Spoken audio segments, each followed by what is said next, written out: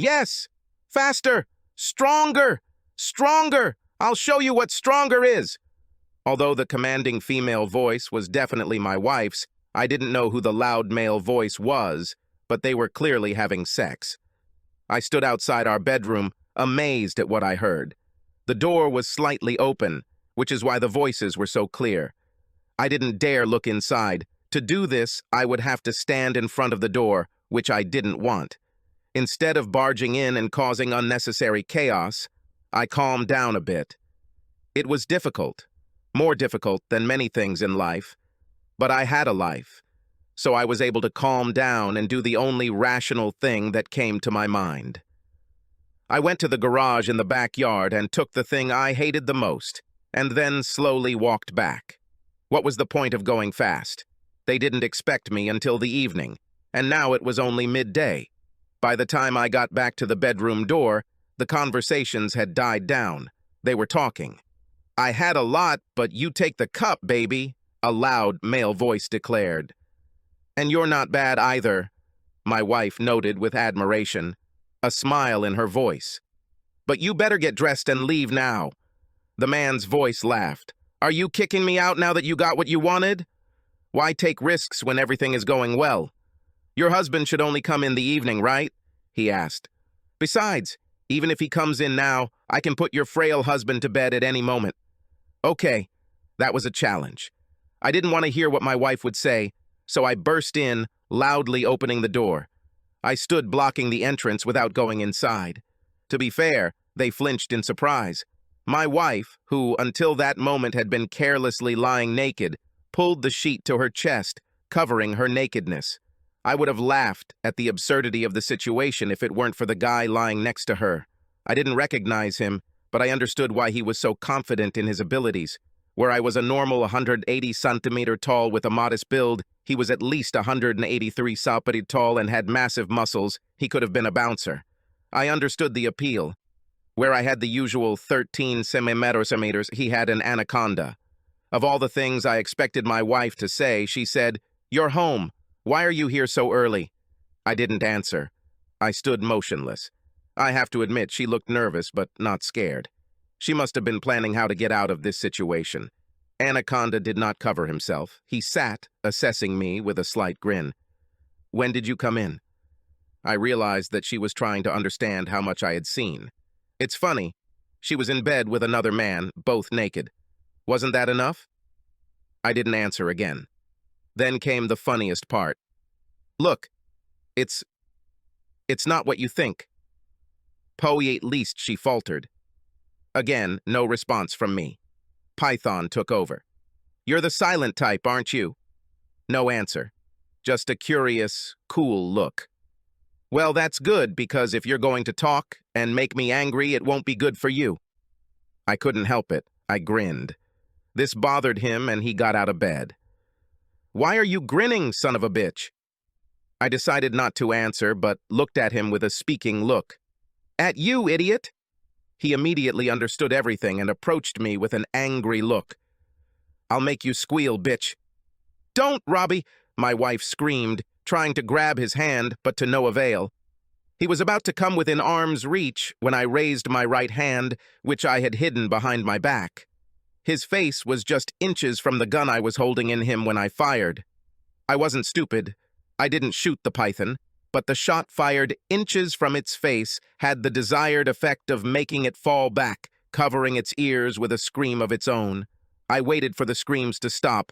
I spoke for the first time since I burst in. "I came home because I forgot my document. I had enough free time. As for it not looking like it is..." I looked at my wife. The unusual calm in my voice did not escape either me or her. To my delight, she was shocked. I then turned to the python, who was recovering from shock. "I'm not usually one to keep quiet, but with you, I really don't have anything to say.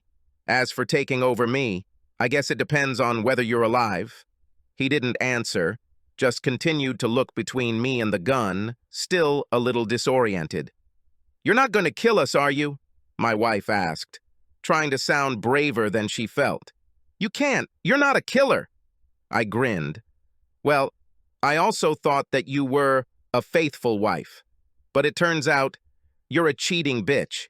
If you can surprise me, then I can surprise you very well, right? This made her shut up. I decided to check before doing anything further. How long has this been going on? I saw a glimmer of hope in her eyes.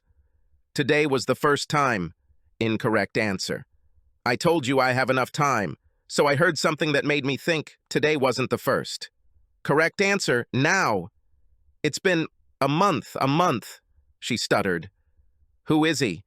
She hesitated a bit before answering. He's a bouncer at the club the girls and I go to. I was right. The girls were her friends. 4 girls, 5 including her. Do they know you're doing this? They don't do that. They do. By this point, my wife looked worse for wear. Python sat down. Listen, man, I hit him. You can speak when I give permission. If not, the bullet will find its way into your body. I pointed my gun below his belt. He automatically covered it with his hands. I silently thanked my father for building this house at least a kilometer away from the others. No one will come to the sound of my shots. You are married? No, I am not married, he said with difficulty. So you don't have a wife or kids who need you. You could die and no one would care, I asked, pointing the gun at him. I have to take care of my parents, he quickly suggested. This is bad. You should have thought about this earlier. Maybe it's too late. Listen, dude, please, I'm sorry. What are you apologizing for? For sleeping with my wife? For being caught red-handed? For trying to mutilate me? For failing to mutilate me? I let my anger show. He remained silent, only shaking his head. My wife saw something in my face that shocked her. I knew what it was and knew it would be worse. You see, I was the typical, yes, honey guy. Some might say that I was henpecked. There was a reason I became that way. When I ask you a question, you answer. Okay? I said, pointing the gun at the anaconda. He nodded his head, tears streaming down his mud-smeared cheeks. I'm sorry I had my eye on your wife, man. I won't do anything more. Just let me go. Please. Where has your courage gone, shit? What, are you a little afraid of the gun? What are you, just a stud, huh? I asked, teasing him. It worked. Anger flared up in him, but reason prevailed, and he lowered his head. Okay, I got it, okay? Just let me go. I'll never see your wife again. I can't risk that. You're a wounded animal. You might decide to kill me later, and I might end up dead in an alley. No, man, I swear. Looking at my wife, who was still silent, he said, Nothing is worth my life, man. You want me to believe the words of a jerk? Shit that goes out and has sex with married women? He looked up. I didn't stalk her. She stalked me. I only agreed after she assured me we wouldn't get caught. I smiled for the first time. He answered one of my unspoken questions. I pointed the gun at my wife. Why? I don't know why. Gee, girls. They constantly teased me about my lack of experience. It pushed me. I gave in. Neither of them are married, but you are, I reasoned. A fresh set of tears covered her dirty cheeks. She nodded. They kept teasing me for marrying too young. They said I should have tried life. She went back to sobbing. There was so much truth. My wife and I got married after college. We were each other's first experience. Her friends, however, never missed an opportunity to tease her about it, both verbally and by showing off their ever-changing boyfriends. When they teased me, I simply said that I had everything I wanted and wanted nothing more. My tone told them that their teasing was useless. They didn't tease me anymore, but it seems to have had an effect on my wife. However, she was hiding something. I decided to deal with this later. At that moment, it dawned on me. What would you do if the child didn't look like me? The sobs stopped, and surprise appeared on her face again. I didn't see a condom. I turned to the anaconda. Did you use a condom? No, I couldn't find one that fit my size. He spoke the truth. I turned to my wife. She was silent for a moment, then said, I started taking the pills before we started. Where are the pills? She looked at me with growing concern. In my bag. Show me. As she moved to grab the bag that was lying on the table, she was still holding the sheet over her chest. Put the sheet down, I ordered in a cold tone. Please, she begged. 2 men in this room have seen your body. 1, without the right to do so, but with your permission. To whom do you maintain your dignity? She shuddered and lowered the sheet. Although her beautiful body might have attracted me at any other time, now it only disgusted me. The fair skin was covered in redness, especially around her breasts and buttocks. How are you going to explain this to me? I asked, pointing to the weathered skin. Then it dawned on me that the last month had been periods of sexual lull, when she avoided sex, citing reasons ranging from headaches to everything. I didn't insist and trusted. I regretted it. She had the dignity to look bashful, realizing what I was thinking. She took out a strip of pills from her bag and showed it to me. There were enough empty spaces to convince me she wouldn't get pregnant. How would you explain PPI? I asked the next question. Her head jerked so fast I thought it might break. I pointed to the anaconda. He's not your faithful husband. Do you expect him to be faithful when other bitches call him? The look on the anaconda's face confirmed her fears. You could get AIDS from him and pass it on to me, I shouted. What would you do? Blame me. Anaconda intervened.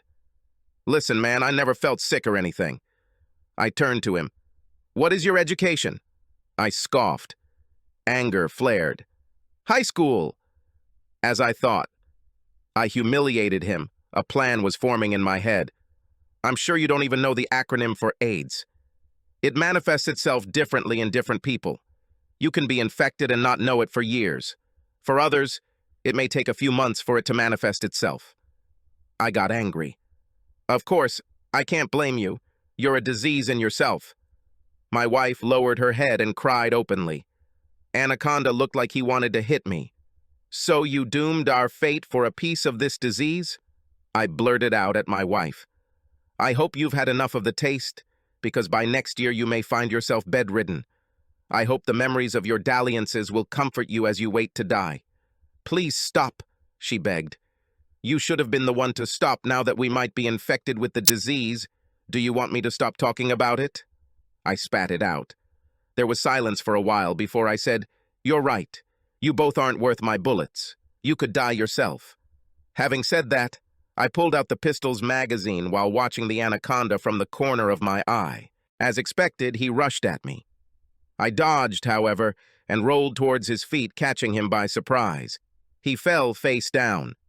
I quickly knelt down, and the next moment I grabbed and hit him. My wife froze in place. She had never seen me even raise my voice since she knew me, and now this. The fact is that I had a difficult childhood. My mother left my father and me in the middle of the night for her lover. We never heard from her again, but the bullies at school made it a point to remind me of this at every opportunity, physically and verbally. Being from a small town, gossip spread like fire and fueled the bullying. When I couldn't take it anymore, I started to resist and I failed. I lost a lot. Each defeat taught me the lessons I craved. The physical pain was much better than the mental pain. Over time, pain became my stimulus, and I became better and more creative, and bullies began to visit hospitals. It got to the point where the father of one of my bullies ended up in the hospital after he bumped into me on his way home. I continued the stream of verbal attacks until he hit me in front of everyone. I upped the ante, and he hit me again. That's when I answered. Because I was hit several times before I hit back and I was underage, it was recorded as self-defense. My father understood and sent me to therapy. This helped a lot. And the incident with his father sent a clear message. The bullies left me alone. They avoided me like the plague. I have become a non-violent being, but not a stupid one. I continued my training in secret. You can't be too careful when you've angered more than one bully. Now I am happy with my decision. I met my wife my freshman year of college and proposed to her a few months later. She accepted, and we have been a couple ever since. Therefore, there was no reason for her to suspect my cruelty. My wife always had a habit of getting everything she wanted, although she started out as a sweet girl. In recent years, she became angry even at the hint of rejection. I never refused her anything. Thus, I became a doormat in her eyes. Let's return to the present. I turned it over and looked at my wife. You might want to turn around, it will be terrible. If you try to run away, you might end up like him. My wife stood like a statue the entire time I was doing my job. Her face was the scariest I had ever seen. Deciding to have some fun, I screamed at the top of my voice, suddenly breaking her out of her trance, but I still got angry. Now I want you to come here and lie next to him. When her eyes widened, I said, I promise not to lay a finger on you if you do what I say. She moved like a zombie and lay down next to him. I took her phone and handed it to her. Take a selfie. What? Take a selfie. What kind of sick psycho are you? She cried. The one who keeps his promise, I said coldly. Now for a selfie. She took it, her hands trembling. I made her do it again until there was a clear shot. You can get up, but you can't get out. She received it and went to sit on the best seat. What do we do? He might die. No, he will live. You see, he is in so much pain that his body has retreated into his mind. In other words, he lost consciousness. I dialed the number on my phone. I have an emergency at home. I need you to come and bring an ambulance with you. Yes, and bring a female officer. My wife had sex against her will. When I turned to look at my wife, she was trembling with fear and disgust. You could have killed me. Please kill me. Anything but this. I walked over and sat next to her. She moved away. I grabbed her by the shoulders and she looked away. Look at me. Her whole body shook before I looked at myself. How else can I deal with this? She shook her head in disappointment. Exactly. He needs medical attention if he has any chance of ever functioning fully again.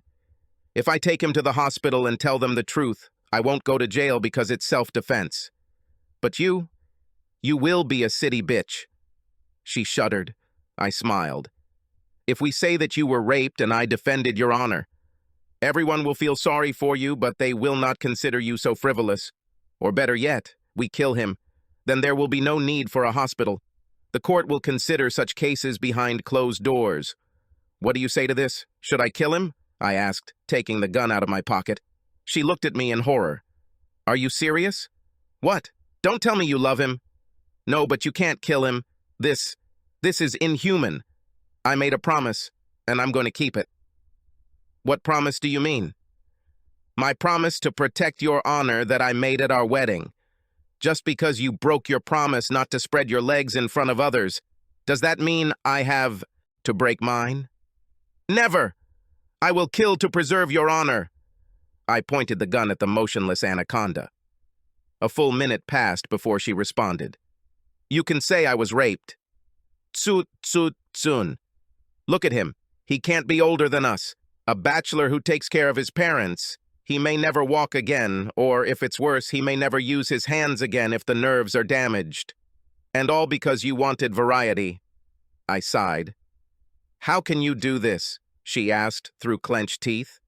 I then told her my story from my school days. So you see, my life has come full circle. I suffered because of my mom's infidelity. Or would you rather have me remain the sweet husband you knew and get beaten by him? Because make no mistake, he came at me. She was silent. I want an answer, a straight answer. She began to shake. No, I started to stop him when you shot, so I wouldn't want you to get beaten. She told the truth. I watched her from the corner of my eye. She really started. At that moment, we heard sirens. I went to the closet, took a robe, and gave it to her, which she immediately put on. The first person to rush in was Inspector Ravi, my oldest friend. Quickly assessing the situation, he asked me, will he survive? Must. Turning around, he called out, and 2 orderlies entered the room as a female officer approached. He pointed to the anaconda's motionless body. The paramedics ran some basic tests and announced that he should be taken to the hospital immediately, which they did. As soon as they left looking around the room, his eyes fell on the bullet holes. Are these bullet holes? What happened? I came home to get documents. I noticed someone else's motorcycle in front of the house. When I entered, I heard her screams. Not knowing how many there were, I took my gun and rushed in to find him after he was done with her. I tried to shoot her, him in anger, but this bastard constantly dodged. He rushed at me and I attacked. The rest was in a blur. I remember that I hit him hard. It's only a pity that I didn't come earlier. I shook my head as if tired. When was your last consultation? Yes, being my oldest friend, he knew everything about me. But my wife seemed surprised that he knew. You know, it was in the last year of school. I should have asked God. You beat him up badly. Turning to my wife, he said, I can't tell you how sorry I am for you. I know how traumatic this is, but we have a few questions. My wife nodded without looking at him. When he came in, what happened? He came in sometime late in the morning. He threatened me. He forced me. She wasn't pretending. She was just looking at my slightly manic expression. If you don't feel comfortable talking about this, you can talk to Officer Rita here alone. I shook my head slightly, but my wife didn't notice. She repeated the same thing. Fine. Are you going to press charges? It depends on my wife, I said, looking at her expectantly. She struggled to find words, and I hugged her, making her flinch. I know her better than anyone. She would like to put it all behind her and move on. Isn't that so precious? She nodded, looking the other way. Rita spoke for the first time. Look, if you leave him unpunished, he and others like him will only become bolder by doing similar things in the future. Who was he?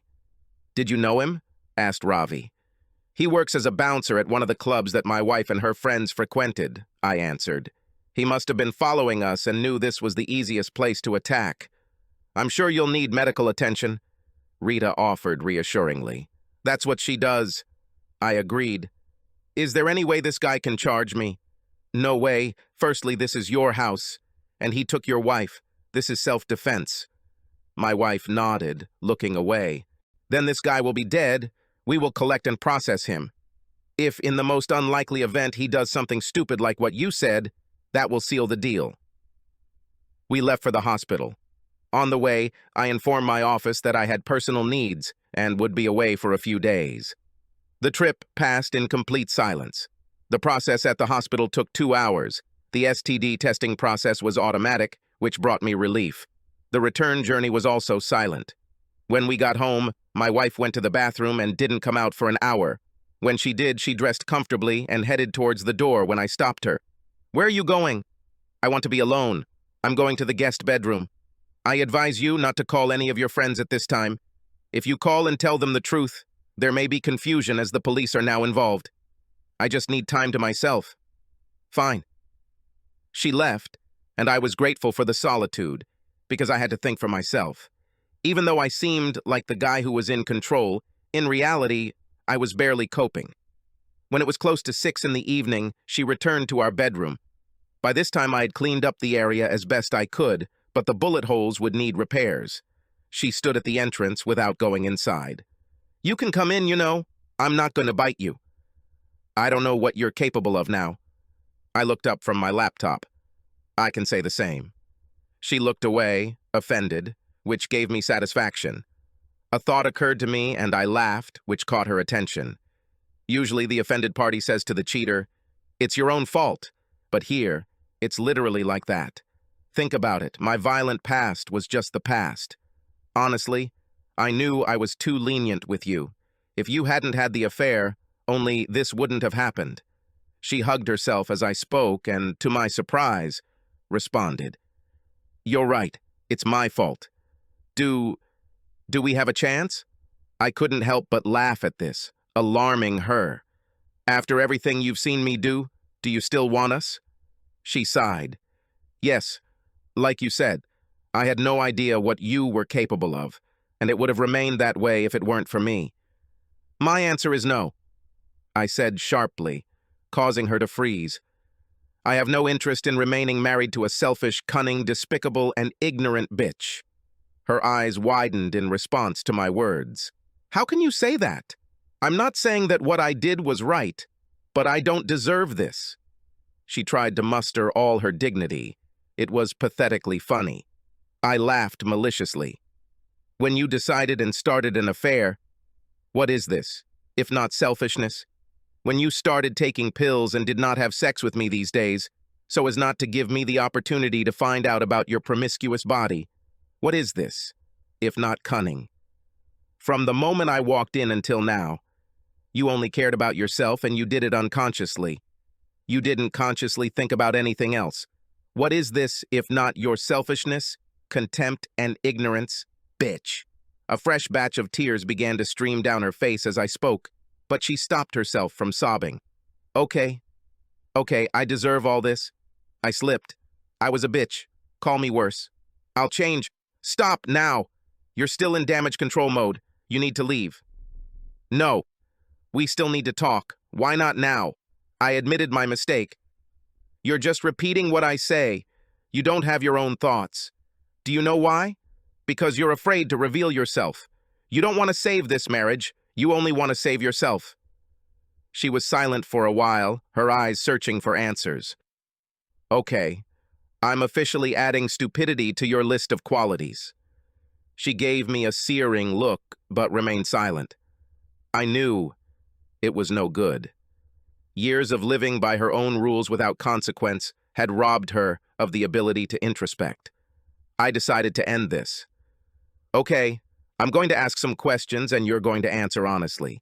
If you lie, that's the end of the conversation. She nodded, apprehensive. Imagine that our positions were reversed. You come home and find me having sex with a charming beauty. I ask you why you are at home when you bump into us.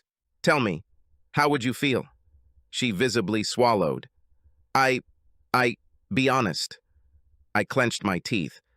I would think you didn't respect me. Next, I ask you, when you came, how would you feel then? Her breathing quickened. I would have thought you despised me. Very well, you're making progress. Finally, I tell you, it's not what it seems. She shook her head as if she wanted to take away my words. God, I don't know what to say.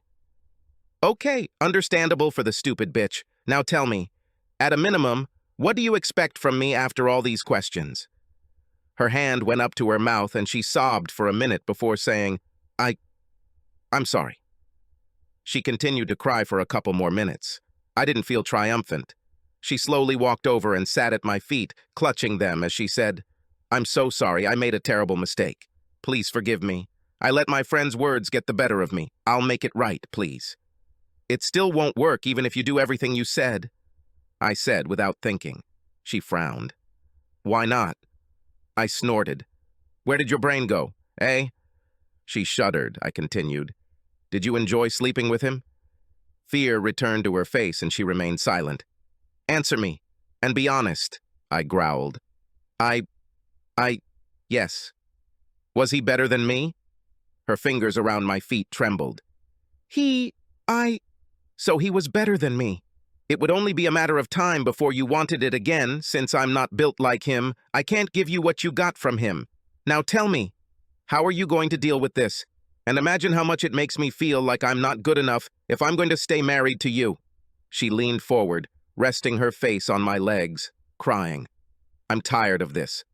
Crying won't save your marriage. You either talk or get out of here. Don't waste my time. She didn't answer. She just continued to cry. I'm not being cruel. I'm just stating the facts. Either talk or leave. This crying only confirms your selfishness. If you're truly sorry, use your brain. She stood up and wiped her tears. I'm sorry. I just felt like I had no hope. I didn't know what to do. I felt like my mind was closing. Welcome to my world. I felt all this and more when I found you having sex this afternoon. This silenced her. I didn't hear we here, and you say you want to save this marriage, which consists of two people. What should be us? Where is we? What if we go to counseling? She asked hopefully. Counseling won't make the space between my legs bigger, nor will it help me grow to 6 feet. Both of those factors were the differentiators. When I started the affair, I didn't want more. I just wanted another guy. I wanted to see if there was a difference, as my friend said. I don't love him, I love you. I sighed. Do you know what love is? It's when you think about your loved ones before you think about yourself. So where is your love for me in this novel? She looked in all directions before looking at me. I felt like I wasn't enough. For me, for you, for us. She fell silent. I didn't say a word because those were the first original words coming from her since that afternoon. She continued. Whenever I went out with my girlfriends, the conversation always turned to sex. As they tried new things with their then boyfriends, the accumulation of this over time made me feel extremely inexperienced. I felt that by the time they got married, they would have had so much experience that their sex life would be great. It didn't help that although our sex life is good, we didn't experiment much. Yes, I could have come to you, should have come to you, but you always treated me so carefree that I felt we could never achieve such carefree sex. Learn from experience, not thinking about giving or taking, but doing what comes to mind. I knew you would never do it, therefore, novel. I sat stunned. Women have a knack for mixing two unrelated things together and making it seem like they were always together. But this was on another level. I should have asked. Do you really believe what you said? Her face showed that she truly believed.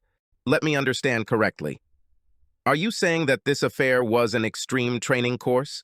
An extreme training course to spice up our sex life? She simply nodded, perhaps with a glimmer of hope that I would understand her logic. Her logic was ridiculous, but I wanted to see how deep it was. I was unhappy with what I did earlier. How long did you plan to spend on this so-called sex course? She looked down and rubbed her hands together before answering. I'm undecided. I rubbed my forehead. If this affair was about adding variety to our sex life, why has sex become less frequent in the last month? She hesitated. I didn't expect Robbie to be so big. Every time I was with him, I was afraid that you would find out because I felt like I was freer. So I avoided sex with you after I was with him. She has become smarter, at least at the level of formulating sentences. She avoided the word sex with him, as if that could hide the disaster. I shook my head in exhaustion at her convoluted logic. I can't decide if you're just stupid or crazy or both. She seemed stunned, but wisely remained silent. Suppose your training experience lasted 6 months, a year or more. How did you think I would feel about you refusing to have sex with me for long periods of time? Her breathing quickened, showing desperation. But you've never pressured me about sex before. Remember when I was on my period for a month and you were so supportive? I exhaled in despair. You were going to use my concern for you against me. She quickly turned away and remained silent. You know that you could become permanently free after being exposed to the python for a long time, right? How are you going to explain that? I don't know. She paused, looking away. You liked it too much to think about how it would affect your life. I sighed. Your attempt at reconciliation only makes you dig a deeper hole for yourself. I see it, she muttered. Going back to my original words, I'm sure you won't be satisfied with me anymore. Why do you keep saying that? When was the last time you took a car or a bus or a train? When was the last time you bought something that wasn't a brand name? The fact is that my wife came from a real middle-class family. Without our own transport, we always had to use public transport. Each item was purchased only if it was within the budget. This was all before our marriage. After marriage, she quickly got used to the luxurious life and never looked back. Your equipment is not below average, she stated with sudden, incredible confidence. Yes, I enjoyed my time with him, but he and I had nothing in common, no love lost. He was too selfish. How are you? I interrupted her. What? How did you interrogate me when I caught you having sex this afternoon? I was desperate. I'm still desperate, she admitted, running a finger through her hair. What I'm trying to say here is that I'm not a fan of size. While I liked what he had, I don't need it as a permanent thing. My constant is the love that only you can give me. I couldn't help but chuckle. She made it sound convincing. So you want my love, not my money? She looked injured, instantly. How could you even doubt it? This made me laugh, which made her even more offended. Bitch, I have every right to question anything about you, your thoughts, your actions, your inactions. You planned birth control behind my back and had unprotected sex with the possibility of exposing us to STDs. That shows that you are cunning and stupid at the same time. Even if you manage to convince me to let you stay married to me, it will be years before I can trust anything you say. Perhaps never. Can you live like that? I will regain your trust. She started with pain in her voice. How are you going to do this? I asked, wanting to know what twisted idea she would come up with. I'll just take into account all your doubts. Every hour of my life will be taken into account from now on, she said with even more determination. I shook my head in exhaustion. Marriage is not an office where everything is double-checked in the name of quality control. A marriage should be built on unconditional love and unconditional trust. If I doubt everything you do, I will be unhappy. Imagine, I am sitting in an important meeting from which I can't get out of, and I'm starting to doubt what you're doing at this very moment. I won't cope with this in an hour. In your case, it could take years before I stop thinking like that, by which time I'll be a nervous wreck. Is this what you want? As I thought, I confused her, but she offered a counter-proposal that I did not expect. What if I ask my mom to live with us? I won't go out with my friends anymore, and if I go somewhere, it will only be with you or with her. This way, you can calmly know that someone is looking out for me, supervises, accounts for my time, without having to check on me every hour. This was the side of her that I had allowed to dominate our marriage since the moment we got married. Her appearance angered me. Her mother was a widow who lived with her son, his wife, and their children. Dear lady, she stayed with us many times, but never for a long time. I want a wife, not a criminal with a parole bracelet, I said coldly, earning her an offended look that satisfied me.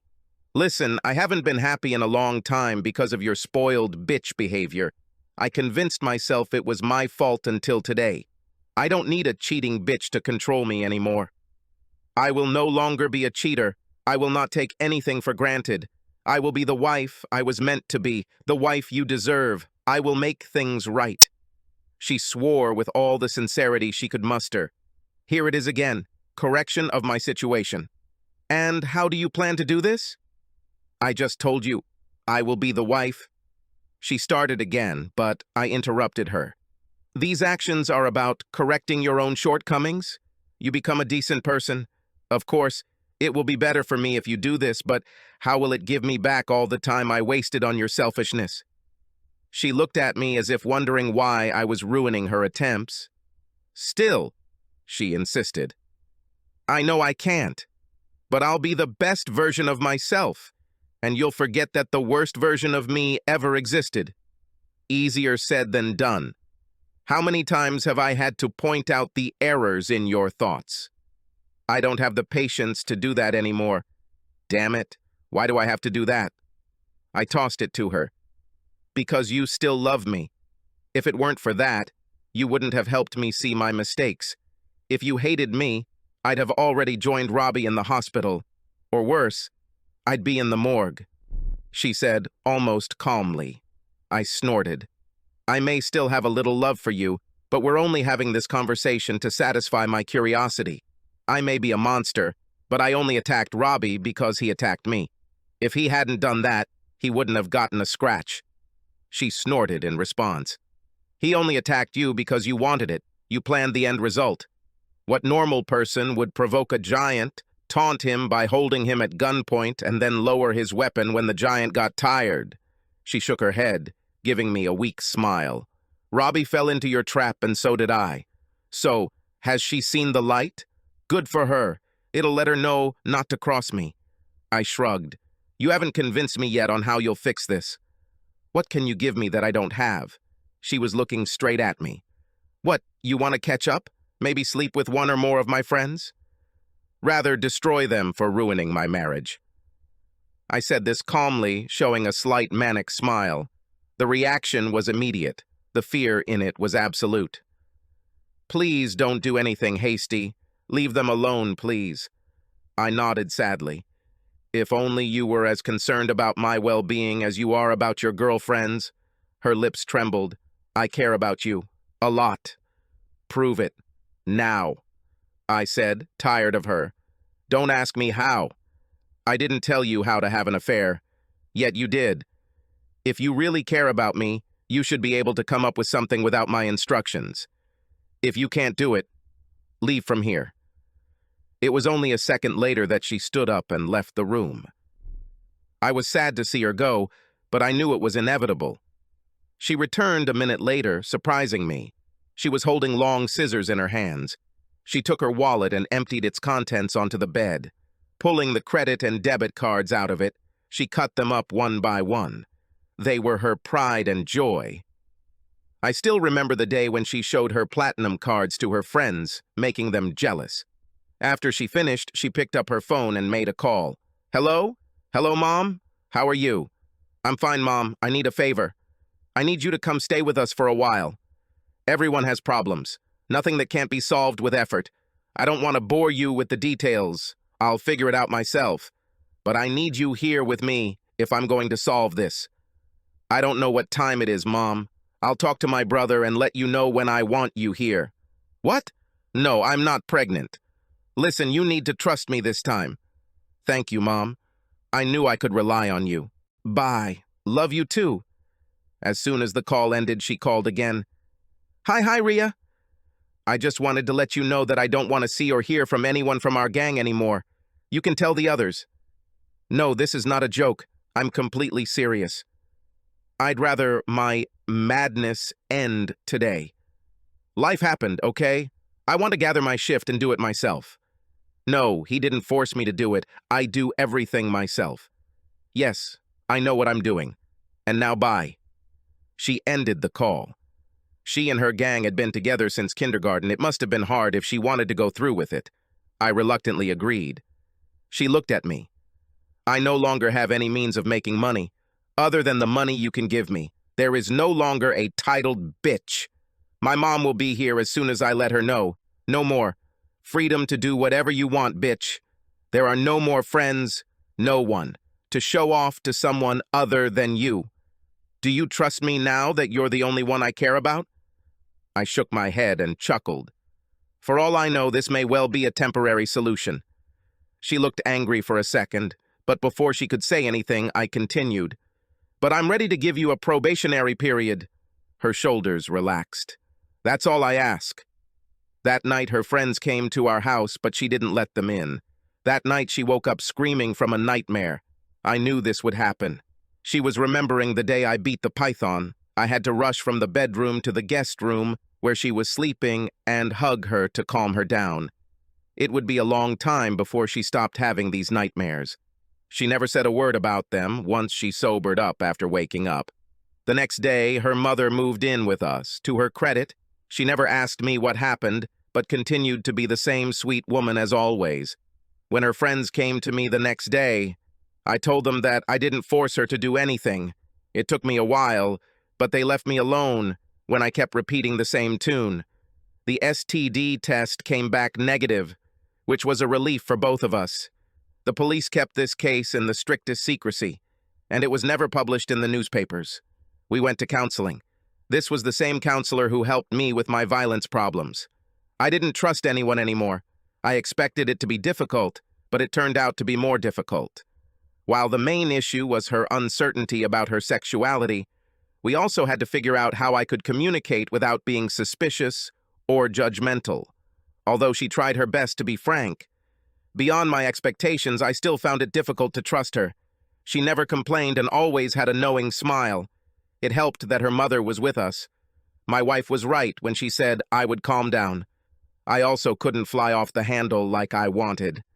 I had to take the counselor's advice and breathe deeply when I got angry with her. When her mother did not see her grandson, my wife accompanied her to her brother's house. The visit always lasted only one day, and they always returned by nightfall. It took about 3 months before we could sleep in the same bed and 6 months before we had sex. When we did this, I became furious and continued to slam into her and spank her. I was so rude. This could be considered abuse. She fell asleep crying I didn't apologize or hug her. The next morning, I saw her undressing. The bruises were much worse than I had seen on that fateful day. If her mother saw her struggling to walk or sit down, she didn't say anything, at least not to me. That night my wife surprised me by having sex. "Aren't you afraid of a repeat of last night?" I asked, surprised by her actions. She smiled sweetly at me. "If it helps you release your anger, I welcome it for the rest of my life." She returned to the task with enthusiasm. We made love like never before. I never got angry during sex again. This night also renewed my trust in her. It was also the day I forced her to delete the cruel selfie that, until that moment, had been a painful reminder of what led us to this point. It seemed as if she had become almost a recluse overnight. Almost a year passed when I realized that she had not bought a new dress or any accessories. Also, her expenses dropped to almost zero, except for necessary purchases. During consultations, the psychiatrist explained that her actions of cutting up credit cards and ending friendships had a cathartic effect on her. Essentially, she got rid of all distractions in her life. The act of bringing her mother into the room together had a mindfulness effect. It took us a few years, but we got it done, and I have to admit it was mostly because my wife wanted it. She seemed to stop thinking about herself after that fateful day. Python, yeah, Python. He had to spend 4 months in hospital before he could walk and do his own things on his own. Even after that, he had a hard time finding a job due to all the injuries and difficulties in doing the job. Last I heard, he was a dishwasher. I was in my office working on a proposal when I received a message that took my life to the next level. It read, "I'm pregnant. Subscribe to our channel so that your second chaff doesn't cheat on you, and go ahead and listen to the next story, because this story is nothing compared to the next one. If you're under 18, don't even think about listening to the next one."